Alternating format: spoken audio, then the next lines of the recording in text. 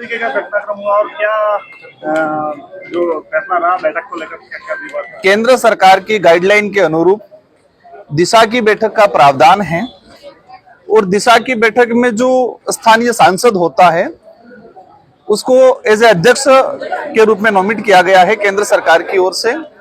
और जो कई बार होता है कि जिले में 2 संसदीय क्षेत्र पड़ते हैं, तो नजदीकी संसदीय क्षेत्र उदयपुर और वहां से हमारे जो सांसद महोदय आते हैं वो इस कमेटी के सह अध्यक्ष हैं। ये तीसरी बैठक है दिशा की। पिछली 3 बैठकों में के अंदर मैंने पिछली 2 बैठकों के अंदर देखा, जब भी बैठक को आयोजित कराने की बात हुई हमेशा बैठक को निरस्त कराया कलेक्टर साहब को के। कई बार उन्होंने कहा कि इस तारीख को मैं अवेलेबल नहीं हूं।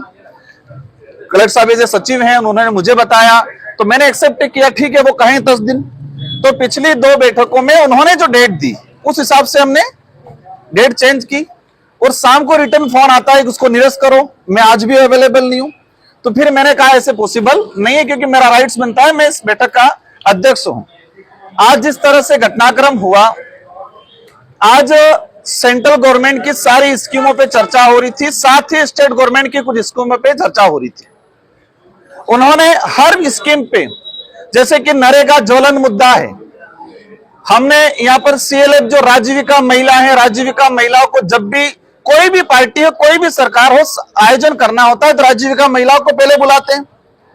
इन महिलाओं के सीएलएफ के भवन निर्माण की बात आई, रोजगार गारंटी की बात आई, फॉरेस्ट राइट एक्ट के तहत पट्टे वितरण नहीं हुए उनकी बात आई। इसके अलावा एजुकेशन के अंदर जैसे दूध पैकिंग आ रहा है, पैकिंग दूध आ रहा है, बच्चे नहीं पी रहे, ये सच्चाई है, इस पे बात हुई। इन सारी बातों को रोकने का काम किया उदयपुर सांसद महोदय के द्वारा। जितनी स्कीमों में जो भी मेंबर्स मेरे द्वारा है, किसी भी मेंबर्स के द्वारा डूंगरपुर क्षेत्र की जनता की हित की बात उठाई, यहाँ पर जो समस्या, यहाँ पर जो भ्रष्टाचार हो रहा है उस पर बात उठाई, हर बात पे टोकने का रोकने का काम किया। इनका एक प्रोपोगेंडा था, प्री प्लान तरीके से आए थे कि दिशा की बैठक को किस तरह से डिस्टर्ब किया जाए, दिशा की बैठक में किस तरह से अराजकता फैला किया जाए, बेवजह चीजों को, बेवजह हर चीज को कोई भी अधिकारी लीगल जवाब दे रहा है तुरंत टोकना कि ये नहीं है दिशा की गाइडलाइन का। यार दिशा की गाइडलाइन में तो बहुत सारी चीजें नहीं है, लेकिन डूंगरपुर को जरूरत है और अध्यक्ष की अनुमति से किसी भी विषय पे, सब्जेक्ट पे उसको उठाया जा सकता है। लेकिन उन्होंने हुड़दंग मचाने का काम किया, बेवजह माहौल खराब करने का काम किया, अनर्गल आरोप लगाए और ऐसा माहौल क्रिएट कर कुमार उकसे कुछ हरकतें करे, इस तरह से प्लान किया। हमारे विधायक जी को भी उन्होंने उकसाने का काम किया, मतलब जो सब्जेक्ट रिलेटेड ही नहीं है। मुझे जहां तक लगा उदयपुर सांसद महोदय डूंगरपुर जिले की सरकार की योजना ग्राउंड पे इंप्लीमेंट नहीं होने के पक्षधर हैं। भ्रष्टाचार की बात आई, रोकने का काम किया। नरेगा मेट कारीगरों का पेमेंट नहीं है 8-8 महीने से, उस बात पे आते वो रोकने का काम कर रहे। तो जिस तरह से लगा ये कमियां छुपाने का काम, दिशा की बैठक को डिस्टर्ब करने का काम, डूंगरपुर में बंडा ढाल करने के उद्देश्य से आज आए थे और उन्होंने दिशा की बैठक को डिस्टर्ब करने का प्रयास किया। 2-3 बार उन्होंने प्रयास ये रहा कि बैठक खत्म हो जाए, समाप्त तो हो जाए, लेकिन मैंने और हमारे सदस्यों ने सबने संयमित रखा और हमने प्रयास किया कि बैठक को सुचारू रूप से आयोजित किया जाए। मैं कहना चाहूंगा ये कितना भी प्रयास कर ले, लेकिन डूंगरपुर जिले में केंद्र और राज्य सरकार की योजना को धरातल पे लागू करने का काम भारत आदिवासी पार्टी कराएगी। जहां पर भ्रष्टाचार होगा उसका खुलासा भी करेगी।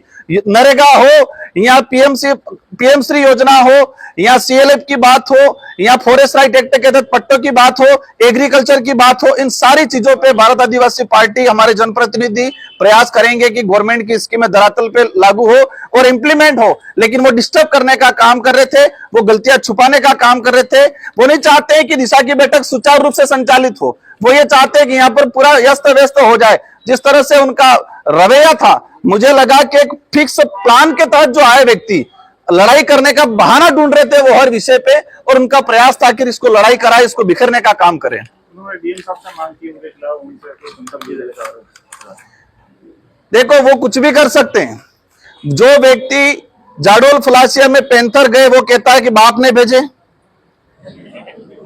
उनके प्रतापगढ़ के अंदर वहां के स्थानीय कलेक्टर महोदय, उनका कोई इशू हुआ उसका श्रेय मुझे देते, एक राजकुमार का षड्यंत्र है। जो व्यक्ति आदिवासियों के घर जलाने की बात करता है वो इस प्रकार का व्यक्ति कुछ भी हरकत कर सकता है। मैं तो इनको लेके चर्चा ही नहीं करना चाहता। मैंने तो उनको घोषित कर रखा है। और आज जो चर्चा हमने कहा कि आपको दादागिरी करनी है, धमकी करनी है या राजनीति करनी है तो बाहर जाके करें, बाहर आए। ये बोलना क्या गलत है? उनका प्लान है कि किस तरह से डिस्टर्ब किया जाए, किस तरह से यहाँ की योजना, सरकार की जो योजना उसको डिस्टर्ब किया जाए, किस तरह के यहाँ के आदिवासी दलित पिछड़े की जो लिए योजना है उसको खत्म किया जाए।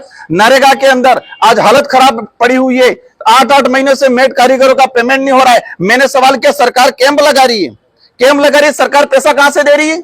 सरकार 1 रुपया नहीं दे रही है, सरपंचों से पैसा लगा रहे, 50-50 हजार रुपए के कैंप का हो रहा है, सरकार अतिरिक्त बजट क्यों नहीं दे रही है? इस बात पे बात बोलते कह रहे नहीं ये विषय नहीं है, इसको छेड़ना नहीं है। मतलब सरकार की कमियों को छुपाने का काम और लोगों को मुद्दों से भटकाने का काम उन्होंने किया है। लेकिन हम संतुष्ट हैं क्योंकि वो चाहते थे हमको आक्रोशित करना, वो चाहते थे हम बौखलाहट की स्थिति में आए। हम संयमित भाषा में उनको जवाब दिया और हमने सुचारू रूप से इस बैठक को आयोजित कराया। हमारा आगे भी प्रयास रहेगा, वो कितना भी कर ले, कुछ भी कर ले, लेकिन इस डूंगरपुर क्षेत्र, आदिवासी बाहुल्य क्षेत्र की जनता समझदार है और समय आने पे लोकतांत्रिक तरीके से उनको जवाब देगी।